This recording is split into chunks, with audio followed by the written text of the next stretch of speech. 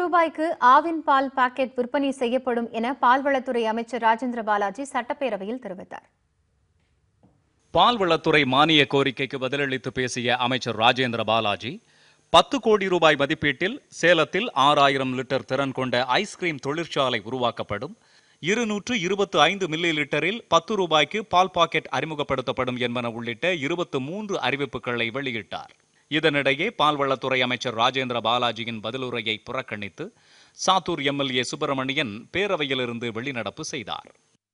மீன்வளத்துறை மானிய கோரிக்கைக்கு பதிலளித்து பேசிய அமைச்சர் ஜெயக்குமார், தூத்துக்குடி மற்றும் கன்னியாகுமரியில் 3 கோடியே 82 லட்சம் ரூபாய் செலவில் ஆழ்கடல் மீன்பிடிப்பு தொழில்நுட்ப பயிற்சி மையங்கள் அமைக்கப்படும், அசாதாரண சூழ்நிலையில் சேதமடையும் மீன்பிடி படகுகள், சாதனங்கள் மற்றும் வீடுகளுக்கு உடனடி நிவாரணம் வழங்கும் வகையில் 1 கோடியே 30 லட்சம் ரூபாய் செலவில் தனி நிதியம் ஏற்படுத்தப்படும், 10 கடலோர கிராமங்களில் 89 கோடியே 50 லட்சம் ரூபாய் மதிப்பீட்டில் மீன் இறங்கு தளங்கள் அமைக்கப்படும் என்பன உள்ளிட்ட அறிவிப்புகளை வெளியிட்டார்.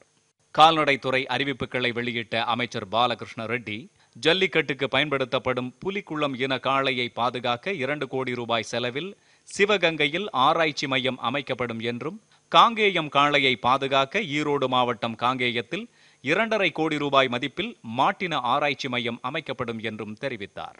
வறட்சியின் காரணமாக விலையில்லா ஆடுகள் வழங்கும் திட்டம் தற்காலிகமாக நிறுத்தப்பட்டுள்ளதாக கால்நடை பராமரிப்புத்துறை கொள்கை விளக்க குறிப்பில் தெரிவிக்கப்பட்டுள்ளது.